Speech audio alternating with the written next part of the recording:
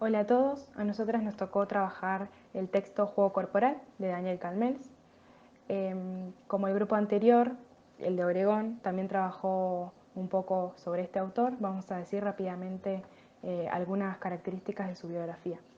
Daniel Calmels es psicomotricista, es escritor, profesor de educación física y psicólogo social.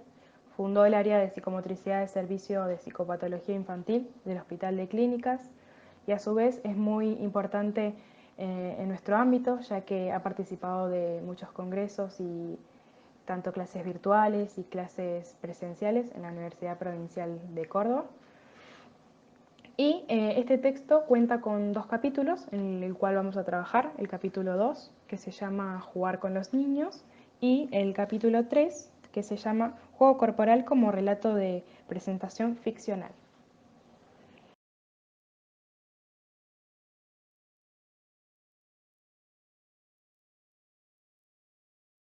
En el segundo capítulo, Jugar con los niños, lo que se va a exponer es que el niño es puesto en situación lúdica, ¿sí? En la práctica lúdica hay una relación significativa donde el otro otorga un lugar. ¿Quién es ese otro? Ese otro va a ser la función materna, sea la mamá, el papá o un tercero, ¿sí? Que va a habilitar el juego. ¿Qué quiere decir esto? Que gracias a ese otro se va a dar lugar a una experiencia de participar, de ser parte o que el niño se sienta parte de, lo cual genera un aprendizaje emocional. Para que todo esto, o sea, toda esta experiencia que le va a dejar al niño y que se sienta parte de, para que todo esto se genere, tiene que contar ese otro con una actitud lúdica, ¿sí? Que lo vamos a explicar en la diapositiva 4. Ahora bien, para pasar a lo que es el juego corporal, ¿sí? Que es el nombre de este libro, vamos a hablar un poco de lo que es los juegos de crianza, ¿sí? Los juegos de crianza lo hemos visto en desarrollo 1, así que es como un texto que está fresco durante nuestro pasar por la carrera. Los juegos de crianza son los primeros juegos corporales en los cuales los objetos no van a ser indispensables o su presencia es escasa, ¿sí? O que estos objetos pueden ser sustituidos por el propio cuerpo, ¿sí? Los juegos de crianza van a ser lo que van a dar el nacimiento a los juegos corporales, ¿sí? Estos juegos corporales que van a estar presentes en la práctica psicomotriz. Más adelante lo vamos a ir desarrollando con más abarcación. Entonces, en la diapositiva 3 habíamos nombrado de que para que el niño se sienta parte de o tenga la experiencia de participar, ¿sí? Se necesita que el otro tenga una actitud lúdica. ¿Qué es la actitud lúdica? La actitud lúdica es poder tener una predisposición, un deseo de entrar en diálogo con el otro a través del juego. Es decir, que no se trata de un animador de fiestas, de ser un animador de fiestas como nombra Calmels en el texto, sino de lo que se trata es de poder establecer un diálogo posible a pesar de las diferencias, ¿sí? En la página 52 y 53, entre los primeros párrafos, da un ejemplo que para el bebé, el rostro del adulto, su presencia corpórea, es el modelo de un semejante que en su diferencia lo permite ser bebé. Entonces, para que este bebé se sienta parte de, o se genere esta experiencia de participar, hay un otro que lo significa, ¿sí? Lo atiende, lo comprende y le basta sus necesidades básicas, ¿sí? Es gracias a este otro que el bebé puede sentirse parte de. En la diapositiva 5 lo que se va a desarrollar son las vías en el jugar del profesional con el niño. Antes se habían expuesto 3 y ahora Calmels va a agregar una cuarta, ¿sí? Por así decirlo, son como lo positivo y lo negativo, ¿sí? En cuanto a lo que se debe llegar en la práctica profesional con el niño, ¿sí? A la hora de tomar ese juego o a la hora de jugar con el niño, ¿sí? Lo positivo sería que en el propio fenómeno del jugar, poder tomarlo como un hecho particular, ¿sí?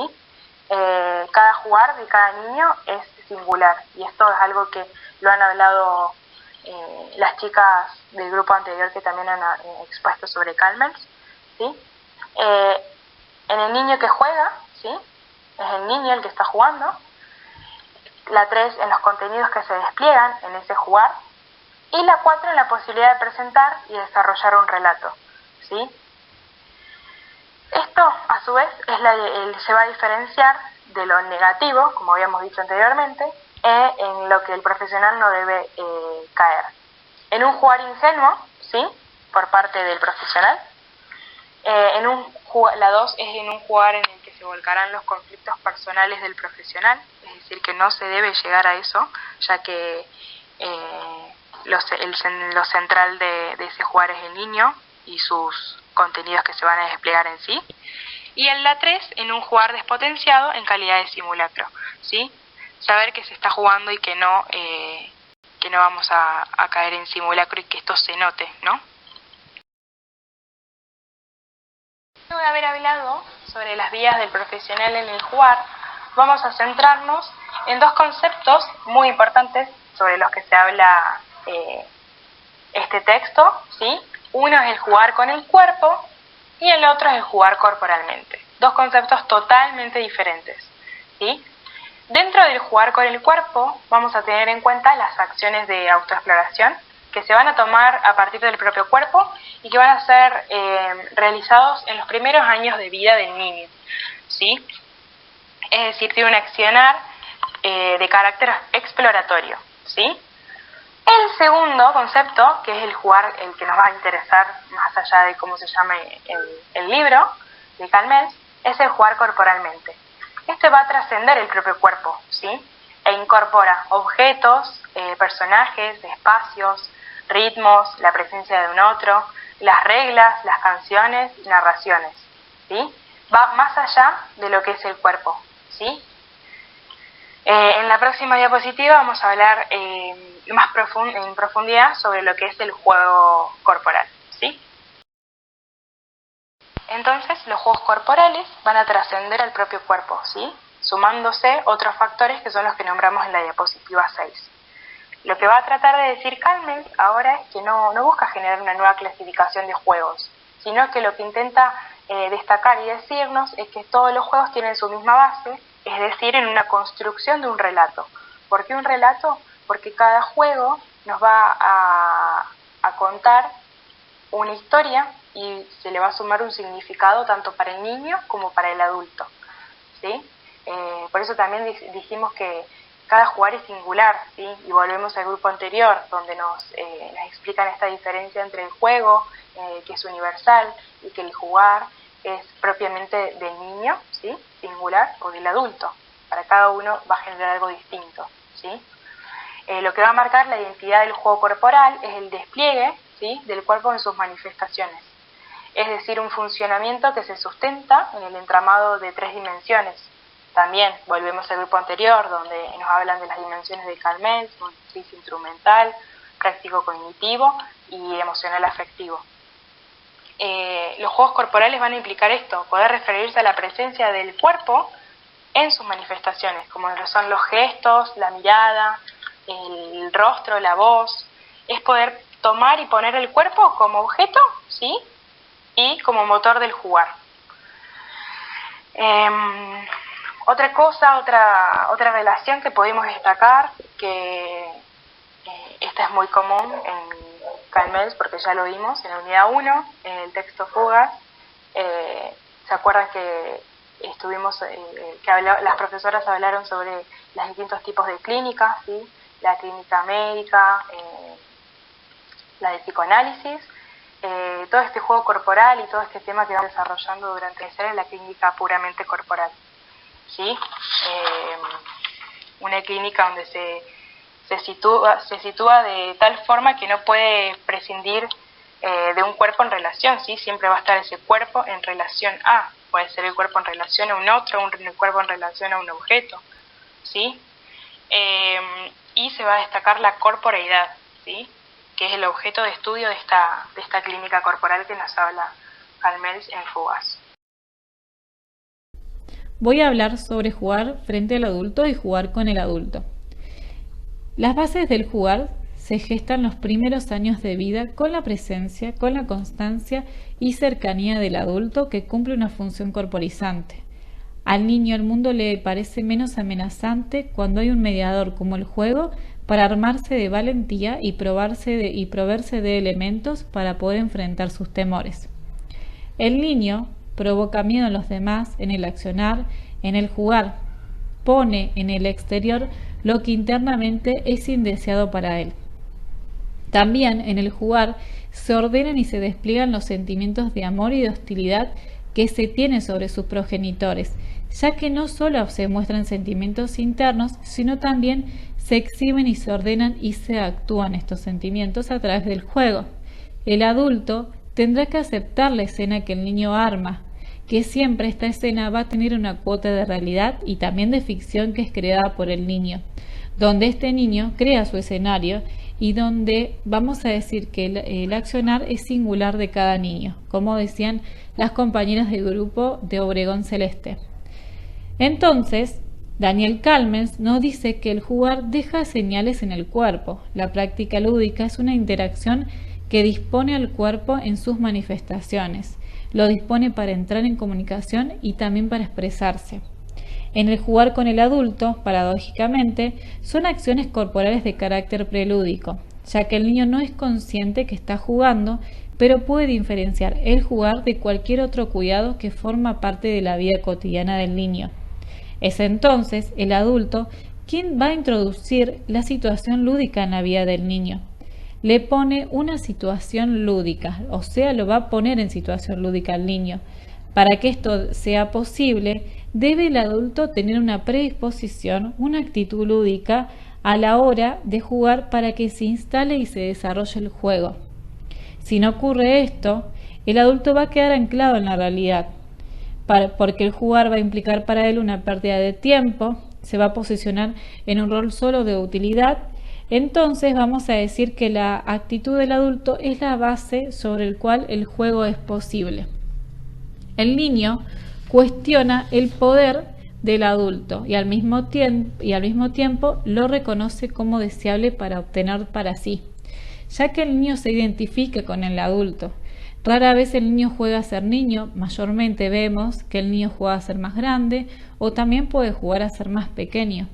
En el juego de los personajes también es importante asumir aspectos de estos personajes. El niño se va a posicionar frente a un personaje que va a crear y Carmen va a decir que pone en juego la plasticidad actitudinal, la posibilidad de conectarse y poner en juego aspectos de la persona que sirven para construir un personaje. Entonces el personaje va a tener una cuota de ficción y una cuota de realidad. ¿Por qué va a decir esto? Porque también en los juegos de ficción los personajes del juego se constituyen como una presentación o representación. ¿Por qué? Porque el personaje originario se encuentra en un espacio y un tiempo en el que a partir de un personaje lo que se hace presente. El niño lo encarna ese personaje en una trama que lo presentifica. Este personaje está constituido siempre por rasgos de muchas personas. También va a estar constituido por las necesidades que el niño pone en juego. Estas son constituyentes de un rol, de una ficción encarnada en un personaje.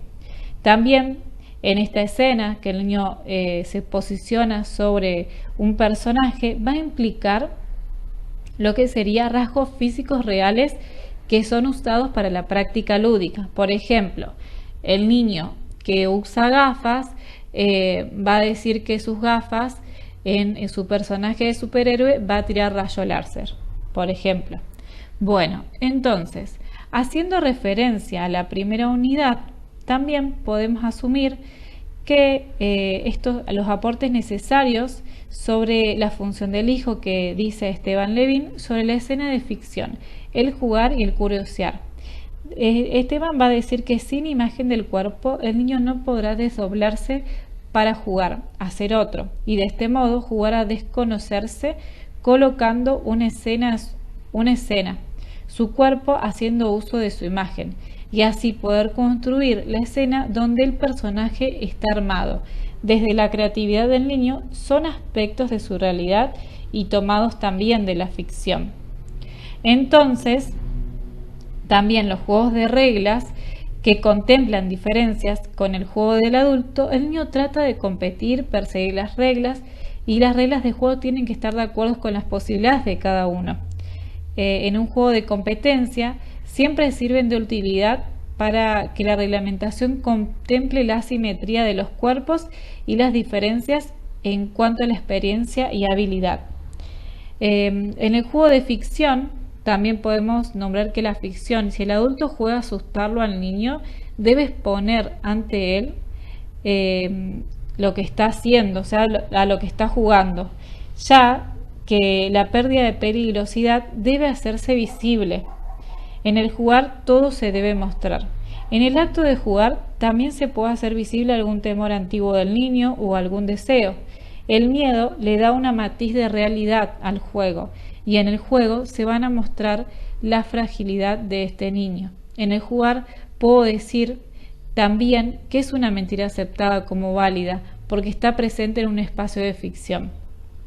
Entonces, también vamos a hablar sobre el juego compartido, que también el grupo de Celeste Obregón habló sobre un juego compartido, un juego social en la dimensión social, donde podemos hacer referencias al jugar en el grupo. En el juego compartido va a haber también, cuando hay dos personas jugando, o sea, por ejemplo, un niño y un adulto, en este caso, el juego compartido es un acuerdo de tonalidades.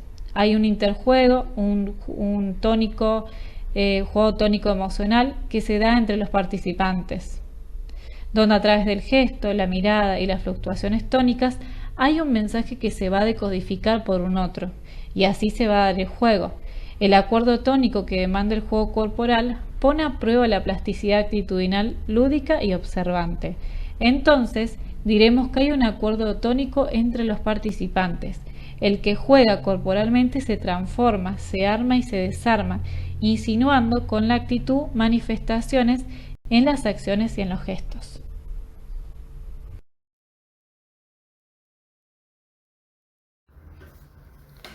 Al hablar de la construcción del jugar, Calmens hace referencia a quienes tienen la posibilidad de inventariar, clasificar y dirigir juegos, puesto como objetivos curriculares. Menciona que siendo así, despotencian la acción de jugar y le resta valor a la adquisición de contenidos. O sea que mira el juego y no juega, dirigen y proponen, ordenan el juego desde afuera, pero no entran en él. El autor propone un dicho que es matarlo antes que muera, haciendo referencia, digamos, a la muestra de la mirada puesta en un estereotipo que le otorga el docente. La función de intervenir para cerrar un fenómeno supuestamente agónico. Se podría pensar en la posibilidad también de impedir que reviva, transmute o se transforme en otro objeto. Si observamos el tiempo y las acciones previas al jugar, podemos encontrar acciones de búsqueda que se repiten, llamados rituales introductorias al jugar, las cuales son particulares de cada niño, varían en relación al juego. El jugar es una construcción. El jugar no es dado, requiere un aprendizaje que permanece inadvertido por no contar con una enseñanza formal, la cual no se evalúa, no se califica, no se tacha y compete al orden de lo cotidiano.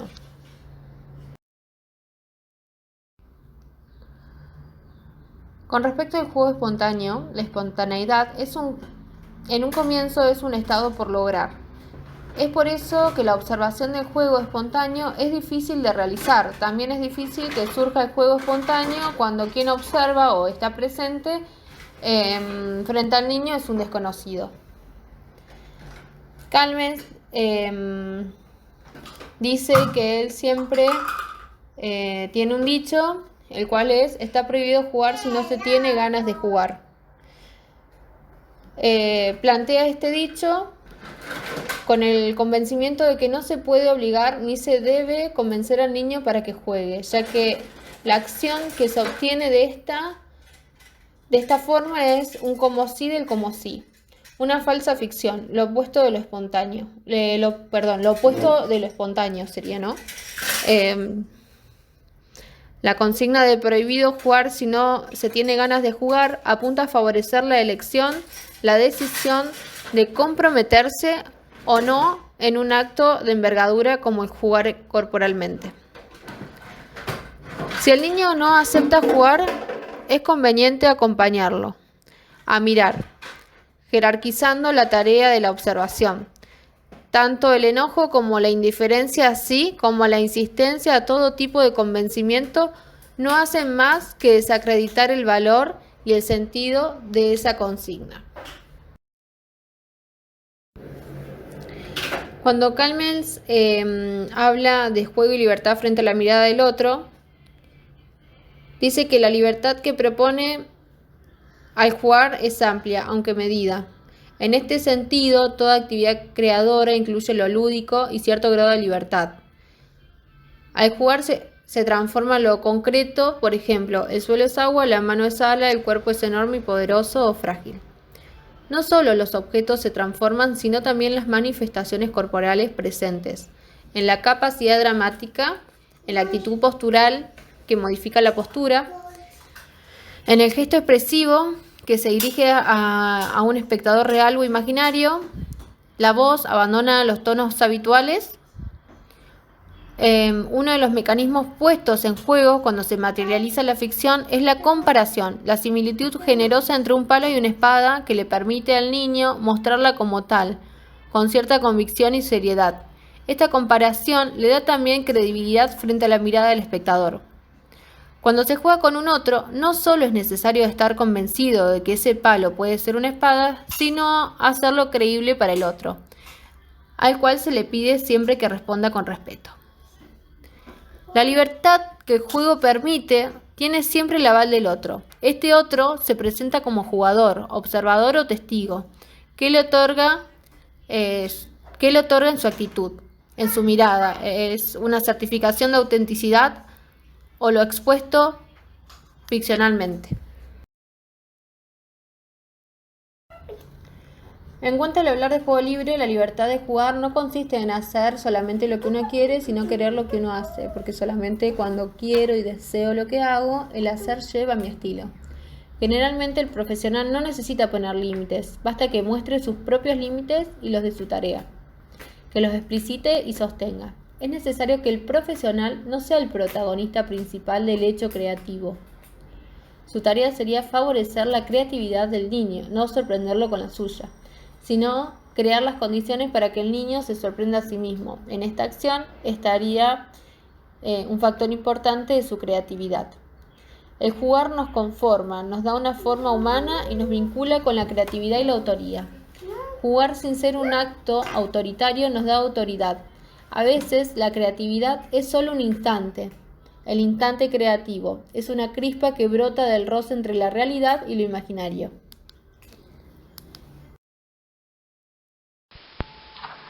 En el capítulo 3, el juego corporal como relato de presentación ficcional, Calmels hace una relación entre el acto corporal y el juego corporal. Estos no se fundamentan en un texto, sino en un conjunto de acciones que llevan a una representación, en la cual la corporeidad tiene un protagonismo. Él dice que el saber jugar no es conocer un libreto, el reglamento o las reglas de un juego, sino poner en acción una pasión, un conflicto, un encuentro y una secuencia de acciones que tienen una dirección. Y plantea que el niño en acción e interacción presenta y representa. Por otro lado, plantea que el juego corporal puede ser difícil de clasificar o de ubicar. Hace una diferencia entre el relato de narración, que está sostenido en las palabras, y el relato de representación, que está sostenido en la acción. En la representación hay lenguaje verbal, pero no se trata de la narración de las acciones, sino de un relato construido a partir de las acciones, en el que el lenguaje verbal acompaña. El eje está puesto en el accionar de los cuerpos. A partir de esto se puede ubicar al juego corporal dentro de las representaciones, pero lleva en sí algo que lo diferencia debido a que el juego corporal en la niñez está más cerca de la presentación.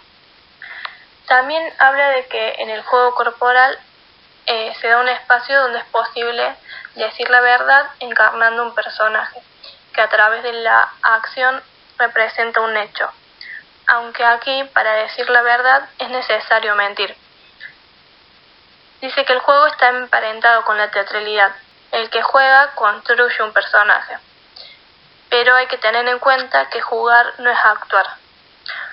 Por lo que al jugar con los niños es necesario dar señales de que se está jugando, para que ellos puedan distinguir que lo que sucede es ficción.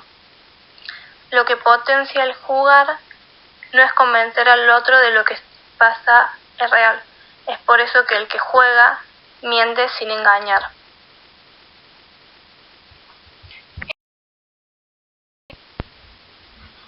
En el juego corporal se despliega y desarrolla un relato. Las emociones vehiculizadas en el juego encuentran el soporte de un relato. En la práctica de una acción corporal sostenida en un relato, el niño, en su despliegue lúdico, se integra sensorialmente, ya que los sensorios se articulan en la identidad de un personaje y en programas presentacionales. El estudio del juego corporal como relato nos predispone y nos permite analizar los relatos que prevalecen, cuáles son los personajes y cuáles son las acciones en que insisten, y cuál es el rol que los niños nos asignan en este discurrir y en este juego. Nosotras pudimos relacionar esto con la clínica corporal que plantea Calmels en el texto de Fugas, ya que en esta clínica la corporeidad no es solamente objeto de estudio, sino también una herramienta de trabajo. Y el jugar con niños, establecer una relación lúdica, implica que el profesional, el psicomotricista, posicionado en un personaje que es dado por el niño, ponga su cuerpo en la escena lúdica en la cual se está desarrollando un relato de presentación. Y algo importante que marca Calmel en el juego es la capacidad ficcional, que es la capacidad de atribuir, de suspender las cualidades del objeto, pero también de retribuir, recategorizar y volver al punto de partida, a lo preficcional. Y la persistencia o la adherencia a la categoría ficcional indica una mala relación con la realidad, así como también la adherencia permanente a la realidad nos induce a pensar en una dificultad para la ficción. Nos menciona 8 acciones lúdicas que constituyen parte del juego corporal. Como ya mencionaron mis compañeras anteriormente, el juego corporal implica la presencia del cuerpo y sus manifestaciones, utilizándolo además como objeto y motor de ese jugar. Podemos relacionar estas acciones lúdicas con las acciones que están en juego en el espacio psicomotor según Deborah Schoger. Ella las define como todas las puestas en marcha que llevan a la posibilidad de hacer, de experimentar, a todos los intercambios que implican o no un desplazamiento, que implican o no la utilización de objetos y que el psicomotricista impulsa en su oferta para estimular la actividad del niño. Como primera acción lúdica, Calmels plantea trepar. Trepar implica un crecimiento. Ese crecimiento está estrechamente relacionado a la edad y a la altura. Poder mirar desde arriba nos hace ver a los otros mucho más pequeños. Luego tenemos imaginario del vuelo y la caída. El contacto, la separación y la caída interrumpen y potencian el contacto del cuerpo con el suelo, creando una ruptura en la continuidad del sostén. Ambas experiencias son completamente distintas, así como implican cuestiones diferentes. Tirarse, según el autor, es buscar un freno, un límite. Saltar, por su parte, es romper un freno y traspasar un límite. Luego tenemos correr. Correr es la máxima expresión de potencia y energía de un cuerpo. Remueve sensaciones y emociones de potencialidad y fuerza, permitiendo vivenciar emociones de vitalidad. En la niñez muchas veces se le atribuye al calzado este poder de desplazamiento. Por ejemplo, cuando un niño tiene calzado nuevo, tiene la sensación de que corre mucho más rápido. 1, 2, 3 coronita es un juego en donde se detiene el movimiento y se mantiene una postura y una actitud de estatua. Pero esto no se logra por medio de un autoritarismo propio de algunos ordenamientos, sino que se trata de una quietud que no es del orden de lo cerrado. Lo que se exhibe en este juego es una actitud postural y no una indicación de postura. Luego tenemos la mancha. Aquí se debe asumir un rol, tanto el rol de perseguidor como el rol de perseguido. Este asumir implicaría que el participante debe hacerse cargo del rol. Sin embargo, este es un papel asignado y no necesariamente aceptado. Las acciones de persecución unen a los personajes y el espacio en hechos que ocurren en secuencias temporales, configurando los elementos constituyentes de un relato de presentación ficcional. Luego tenemos confrontador. El juego es un espacio intermediario en donde todo es posible, incluso la muerte. Y confrontar es ocupar un rol protagónico. El que lucha protagoniza. Sin embargo, se debe estar atento al rostro de los niños cuando se está jugando, porque muchas veces la desaparición de la sonrisa podría anunciar acciones de agresividad, es decir, que el juego ha terminado. Jugar a la pelota para Calmels tiene una diferenciación muy grande con jugar al fútbol, tanto en cuestiones de reglas como en cuestiones de espacio. Jugar a la pelota pone en juego el tema de la continuidad y la pausa, por ejemplo, en situaciones en donde se presenta un gol. Por último, tenemos construir. La construcción de casas habitables, que por lo general es una de las construcciones más comunes en los niños, requiere una constante referencia al cuerpo, ya que el niño debe entrar y salir de la misma. Esto nos brinda información preciosa acerca de la construcción del esquema e imagen corporal del niño, al mismo tiempo de su funcionalidad y las capacidades prácticas que tiene ese cuerpo. Estas acciones que menciona Calmels para Joher se pueden dar en una sala de psicomotricidad, promovidas a través de la utilización de diferentes objetos. Estos objetos tienen que ser sencillos, poco estructurados, la seguridad al niño por medio de su solidez y su buena calidad. Además, la autora va a plantear que la elección de estos objetos para promover o desencadenar diferentes acciones no es aleatoria, sino que está definida por un marco conceptual que se sostiene en la práctica y en la conducción de un tratamiento. Toma la clasificación de juegos de Roger Caillois, Agon, Mimicry e Ilinix. Este autor plantea que ha mezclado los juegos corporales y los de inteligencia, los que descansan en la fuerza con los que requieren destreza o cálculo. Entonces, para Calmels, los juegos que descansan en la fuerza estarían ligados a la confrontación, es decir, el agón. Los juegos de vértigo, sin uso de objetos y sin reglas preestablecidas, centrados en la actividad de estimulación laberíntica, se ubicarían en Ilinix. Este es de las tres rúbricas la que mayor demanda tiene de la vida orgánica y del cuerpo. Y por último, ubica a los juegos de simulacro dentro de Mimicry, en donde teóricamente el cuerpo no tiene mucho espacio en lo que se denomina juego simbólico.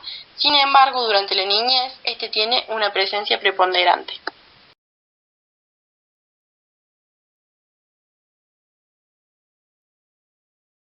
En la siguiente filmina vamos a hablar sobre el caso Fermín. Fermín tiene 5 años. Cuando llega la primera vez, mientras conversa un momento con su madre, va del saltarín al espaldar. Salta con cierta cuota de peligro, va más allá de lo que considero seguro. Tengo que acercarme y repetidamente poner reglas. Solo puede saltar desde el 4.º escalón. Cuido y coloco colchonetas para la caída. Propongo bordes, después de saltar lo tapo con una colchoneta y contamos hasta 3. Mientras está acostado, le dedico toda mi atención. En un principio tengo que estar cerca y a la vez cercándolo. Quiere subir y saltar desde más arriba. Le digo que no y me quedo próxima a él, lista para frenarlo si hace falta. Me mira, se ríe y baja. Propongo alternar. Salto a él, salto yo. Así espera y se organiza. Va al pizarrón y dibuja sin que yo entienda qué dibuja. Explica lo que va haciendo. No entiendo del todo. Dice que es una paloma, la vislumbro, le pido que le agregue una rama y lo hace. Elige un carrito con ruedas en el que camina haciendo equilibrio. Es difícil, le doy la mano varias veces. Está por caerse, no quiere la mano. Al principio le digo que con la mano, que así debe ser. Luego va organizando el movimiento y le pongo un borde de sillas y anda entre sillas y la pared. Hago un dibujo de Fermín en el recorrido que hizo desde la ventana hasta el baño. La sesión se desarrolla entre dibujos apenas entendibles en el pizarrón y sus coqueteos con el peligro. Mi estado de alerta es constante, mientras pongo límites firmes pero sin ninguna connotación de reto. Ofrezco modos posibles. Por acá nos vamos a ir, pero por acá no. Divido el pizarrón en dos, su parte y la mía. Al principio no dejo que tache lo que hago ni que pinte en mi lugar. Miramos lo dibujado desde más lejos, más adelante, con más códigos compartidos. ¿Será posible dibujar algo entre los dos? En esta forma de encontrarnos fue trazando la confianza que permitió que escuchara y tomara ordenamientos, a veces casi como órdenes que facilitaron un llegar a un juego. Los límites y sentidos que fui poniendo ofrecieron un sostén, le dieron un rumbo posible a su accionar.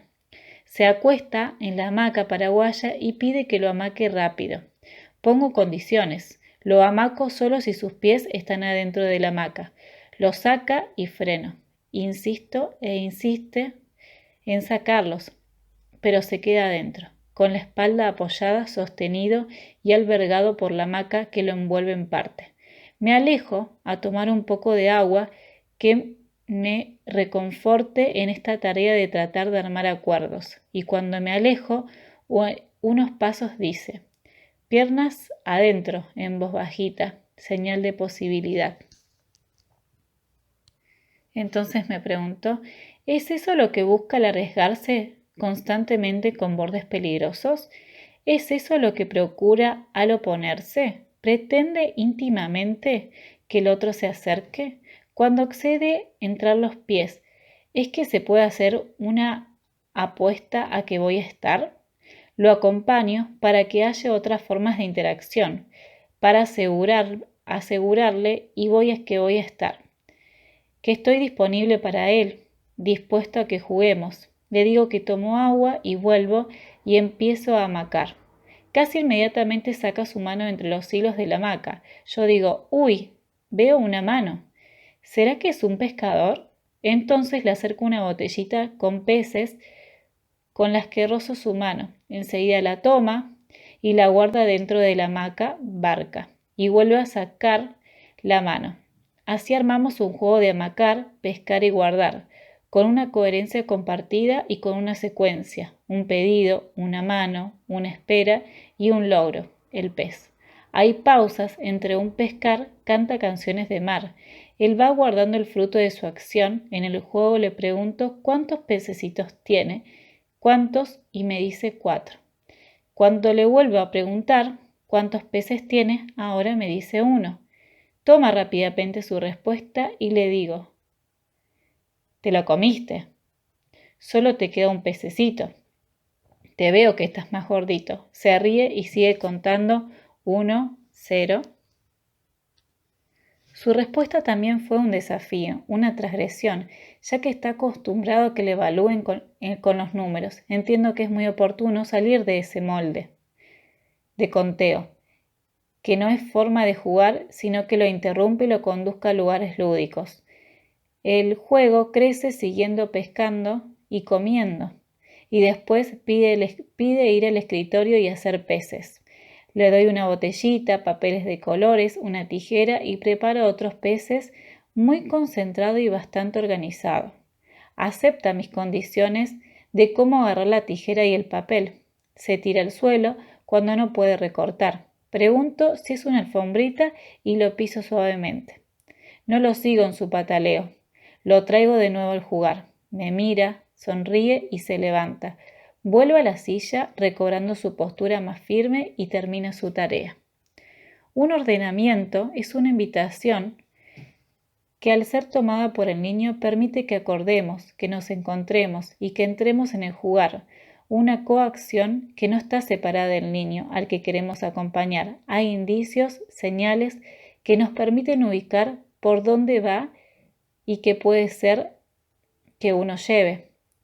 Al leer la transgresión o un desborde como una invitación a jugar, también estoy enmarcando que este es un lugar donde se juega y que en el yo voy a ayudarlo a jugar. Me quedo dentro del juego y de alguna manera suave y firme a la vez.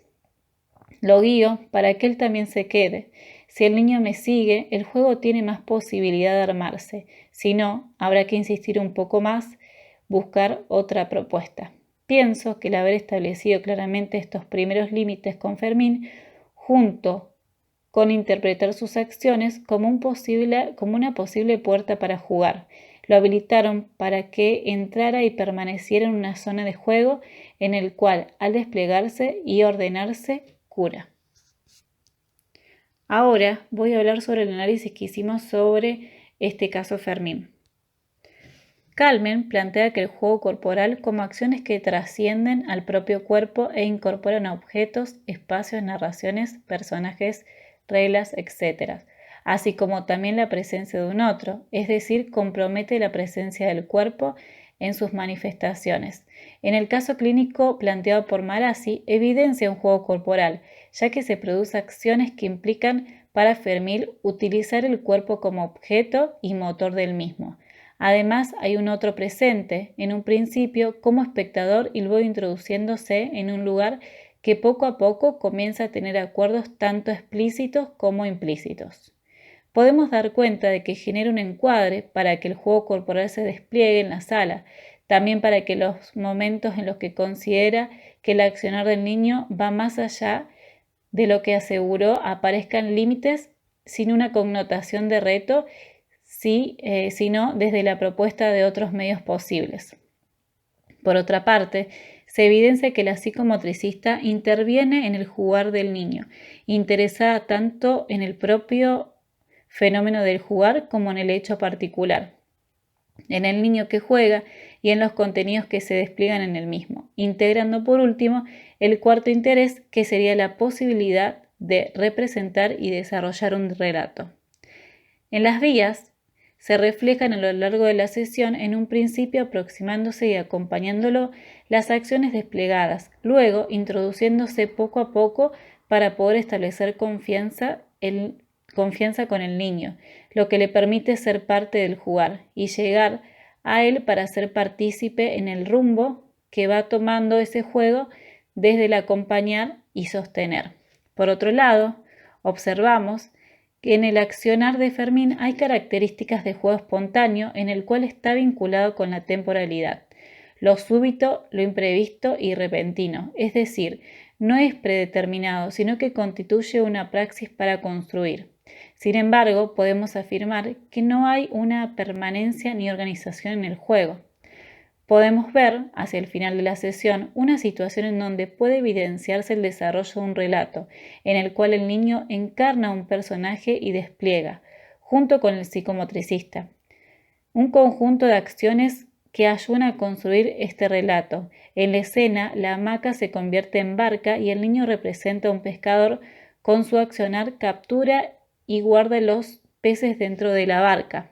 Por último, el autor plantea que en el juego corporal se constituye una técnica privilegiada, ya que al jugar se despliega un relato vehiculizado de emociones en él. El esqueleto de este relato con las secuencias, siendo el niño quien confecciona su propio guión. Podemos ver hacia el final de la sesión el recorte que se desarrolla una situación en donde la hamaca pasa a ser una barca en donde se produce la pesca y el acto de comerse los peces por parte del niño como la participación y con la participación de la psicomotricista, en donde un relato acompaña al despliegue de dichas acciones. La ficción es la capacidad de otorgarle forma transitoria y organizada. Otro valor u otra función u otra realidad a los objetos, a las personas, a las acciones, así como al espacio y en el tiempo en que se desarrollan. La mirada del adulto, en este caso, la terapeuta avala las acciones y le permite al niño confiar y afirmar su capacidad funcional. Con este caso terminamos nuestra exposición de PowerPoint. Muchas gracias.